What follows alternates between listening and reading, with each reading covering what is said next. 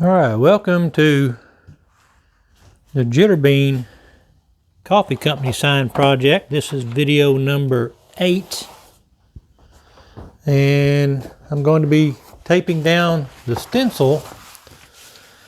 I've already done it on one side, but I thought I didn't video that, so I'm going to lay it out again and record this one for you. So I'm not going to be in the video much, but you don't want to see this old ugly mug anyway. It's this sign that we're wanting to see come to life. But I have witness marks like I always use. I've told y'all and you've heard me reference them before, and I have witness marks all the way around.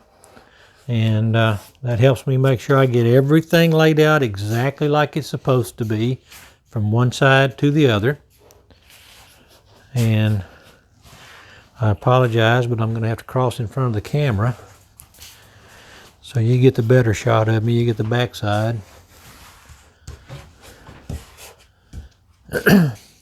Now, I'm not sure how good these are going to hold down, but I'm going to try to hold these little pieces down, see if the tape will hold them again. If not, I may have to cut some more tape and hold them back down. I got a feeling they're not going to hold. I may have to shoot those down with some tape again. And I'm not surprised it's not going to stick. It's little bitty strips of tape. And actually it's laying down better than I thought it was going to. So these may work after all. We'll see. I'll lay it down and see. But again, I use marsh ink, not paint. I use marsh ink to spray across the stencil, and it will give me my layout that I'm needing. Actually, I think this is going to work okay. And so I think it's all pretty good. I'm going to go ahead and shoot it while it's down.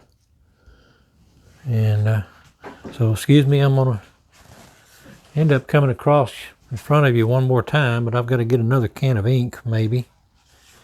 Excuse me, I'm going to come around. We'll get one more can of ink off my supply rack, because I think the first can I was using is pretty much getting worn out. I've got to open up the door and turn on a fan to exhaust the fumes out while I spray. So that's one of the other advantages of having this microphone is hopefully you'll be able to hear me over the sound of that fan. So I'm going to shoot this one while it really doesn't want to stick real well. I'm going to shoot it right quick.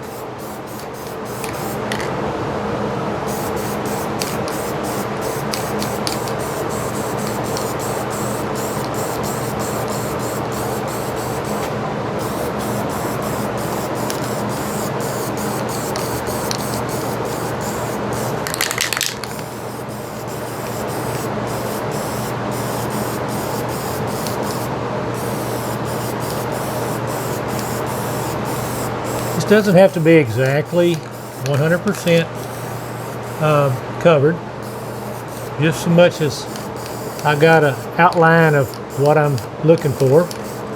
Doesn't have to be precise, and it doesn't have to be real heavy. So, and I'll check that can up a little bit more.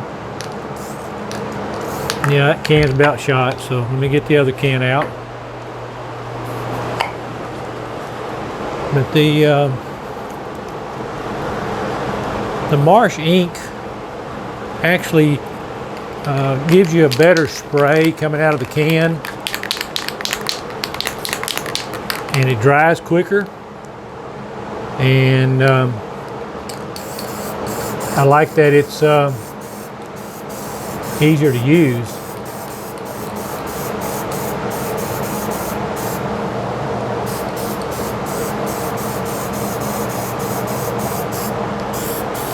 It does cost a little bit more than buying a cheap can of spray paint, but the biggest advantage that I have with it is it does not run and spread into the wood grains as bad as paint will.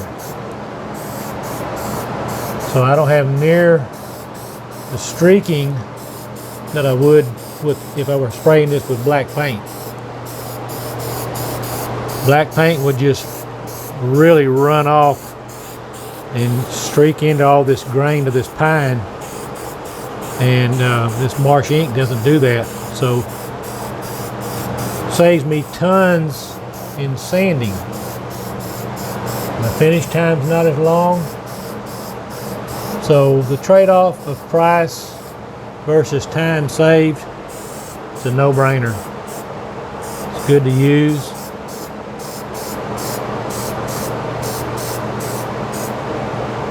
And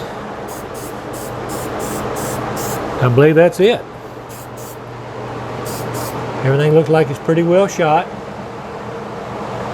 So we're gonna let that dry. Let me clear my nozzle out a little bit. Okay. So we'll let this sit and dry for a little bit before we pull the stencil up.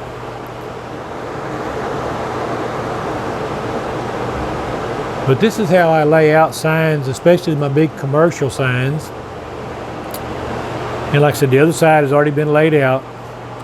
But what I will do once I pull this up, and if I'm happy with it, I'll make sure that the ink is fully dried on the stencil. And then I will carefully put it back in the wrapper that I received the stencil from the manufacturer in.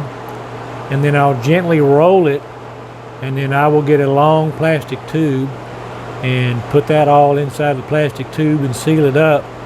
And then I have the stencil, in the event somebody runs into or destroys the sign somehow or another, I'll have the stencil to make Callie another stencil, another sign. So I keep all the stencils here in my shop, and that way if she needs one, I can turn around and make her another one right quick. And plus it saves her money. She doesn't have to pay for another stencil. So that's what I do with my commercial signs. So this gives you an idea of what I go through to lay out a commercial sign when they're big like this. And I'm having fun with it. So Jitterbean coffee coming right along.